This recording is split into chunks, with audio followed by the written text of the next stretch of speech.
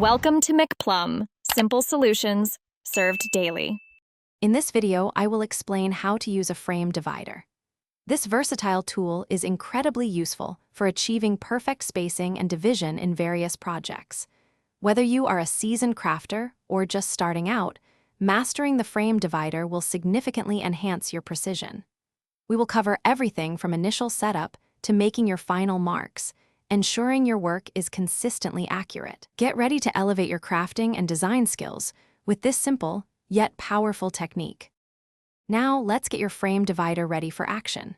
First, ensure you are working on a flat, stable surface to prevent any wobbling. Gently loosen the locking screw, which allows the divider's arms to move freely. Carefully adjust the legs to achieve your desired division.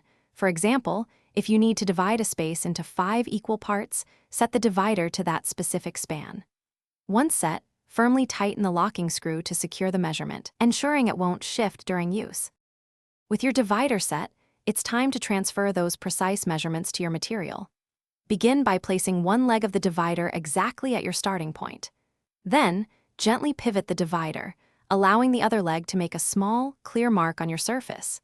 Continue this pivoting motion, moving the divider along your material, ensuring each subsequent mark is made with the same consistent pressure.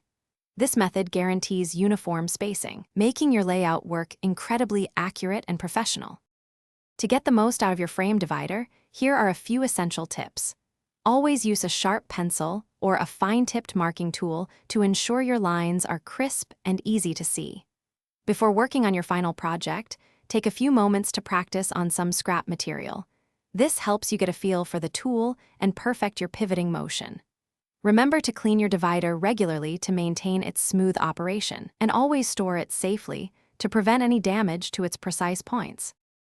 Thanks for watching. Stay juicy and subscribe.